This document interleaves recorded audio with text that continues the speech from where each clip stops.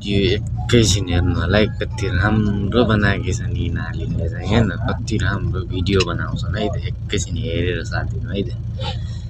चम्चाले भात खाने, बेलुका इभिनिङ वाकमा निस्के जस्तो गर्ने, हेपा शैलीमा छोराछोरी के गर्छन्, कति कमाउँछन् भनेर सोध्ने,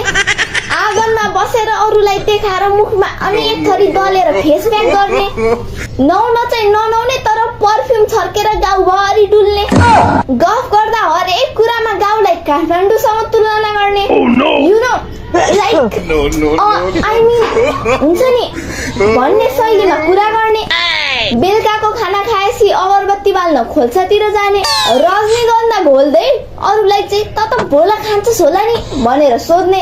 उमेर पुगेका केटाकेटी देख्ने बित्तिकै कहिले बिहे गर्ने भनेर हैरान पार्ने, ए फलानाको छोरो होइन सानोमा त कट्टु लाएर हिँड्थिस् नि भनेर भन्ने, गाउँमा नेट नहुँदा पनि साह्रै गाह्रो हुने भनेर गफान्दै हिँड्ने, बाथरुममा नुहाइरहेको बानी ओपर ठाउँमा त लास गाह्रो हुने भन्ने, उस्तै पर्यो भने के हो ट्याक्सी सेक्सी पाइँदैन कि क्या हो गाउँमा भनेर सोध्ने, आफ्नो घरमा नकिन्ने अर्काको घरमा कसकोमा खसी पाकेछ भन्दै सुन्दै सुन्दै हिँड्ने, अरूले घरमा खसी नकाट्ने भनेर सोद्धाखेरि खसी खाँदा खाँदा वाक्क भएर हामी त कुखुरातिर लाग्यो भन्ने, चौतारामा बसेर गाउँको विकास यसरी हुन्छ भनेर गफ दिने, कसैसँग मेल खाएमा संयोग मात्र हुनेछ है।